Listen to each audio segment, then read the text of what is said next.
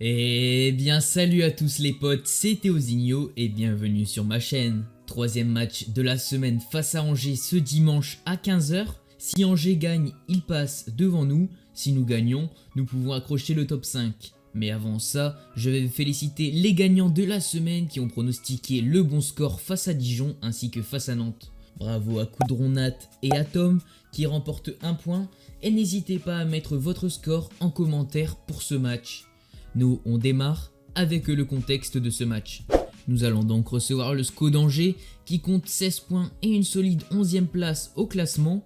Ce sera notre deuxième match de la semaine après notre nul face à Nantes mercredi. Notre état de fraîcheur ne sera pas maximal, donc sur ce point de vue là, les Angevins sont avantagés. Toutefois, notre effectif est assez large, on a confiance en toute l'équipe et ça ne devrait pas nous poser de problème. Ce match sera encore une fois à huis clos, peut-être le dernier jusqu'au déconfinement. Une jauge de 9000 supporters par match va être établie à Bollaert. Ces jauges seront proportionnelles à la capacité totale des stades. Attention tout de même aux faux espoirs, il reste encore du chemin à parcourir pour retrouver du public dans les stades. Pour finir avec le contexte de ce match, j'ai envie de faire un focus sur un joueur qui est passé par les deux clubs. Le premier qui vient en tête est Jeffrey Adélaïde. Formé au RC Lens pendant 5 années, il avait été entre guillemets sacrifié en 2015 puisque le club avait besoin d'argent. Il était donc parti à Londres du côté d'Arsenal pendant 3 ans, puis est revenu en France justement au SCO d'Angers pour se révéler en à peine 2 ans en Ligue 1. Il est cette saison prêté à l'OGC Nice en provenance de l'OL.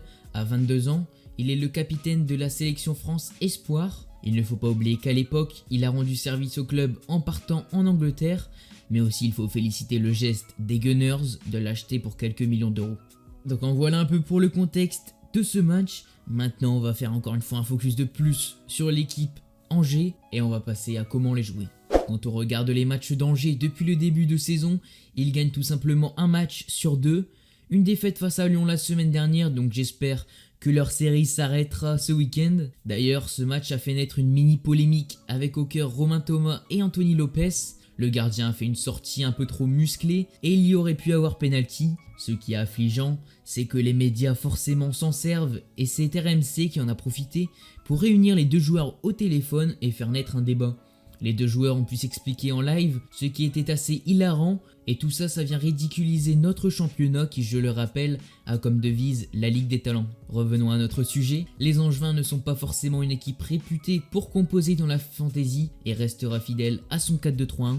Néanmoins, leurs 4 joueurs offensifs sont impressionnants, avec du Jimmy Cabot qui était malade le week-end dernier, Angelo Fulgini en 10 et Sofiane Bouffal à la gauche qui était également absent face à Lyon, mais les nouvelles sont plutôt rassurantes. Il a passé des examens dans la semaine et devrait être de retour dimanche. Enfin, le poste d'avant-centre alterne entre Bauken et Loïs Diony, ce dernier son nom qui avait été évoqué à Lens cet été. Il y a un autre bon joueur dans le secteur offensif qui est franco-portugais et qui était en Ligue 2 il y a 2 ans, ce n'est pas Tony Mauricio, c'est Mathias Pereira Lage. Pourtant, sa saison commençait mal par une blessure à l'épaule. À son retour, il a directement marqué face à Nîmes avec un but à la première minute. Il y a de la concurrence à son poste, donc on ne sait pas s'il sera titulaire, mais en tout cas, ce sera bel et bien un joueur à surveiller.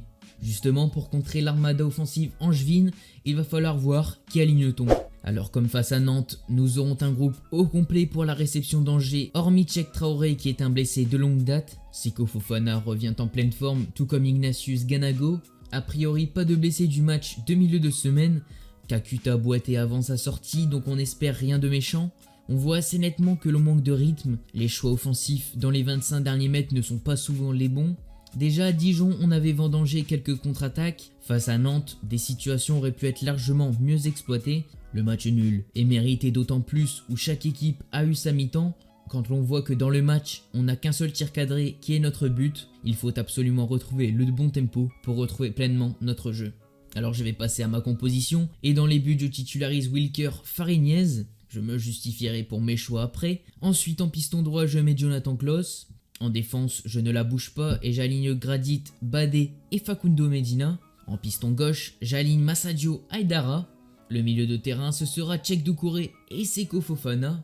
Et enfin, en attaque, c'est le retour de notre trio habituel. En numéro 10, Gaël Kakuta. Et en pointe, Florian Sotoka et Ignatius Ganago. Donc déjà pour le choix du gardien, c'est la petite surprise de cette composition. Fariñez commence à s'impatienter et il faut montrer qu'on compte sur lui.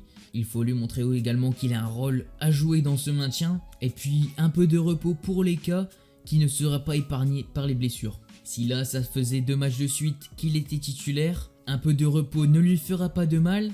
Et je le remplace par un Aïdara qui a été très bon lors du match face à Nantes en charnière centrale. Pourquoi pas une reconversion à ce poste là, mais en tout cas je l'aligne en piston gauche.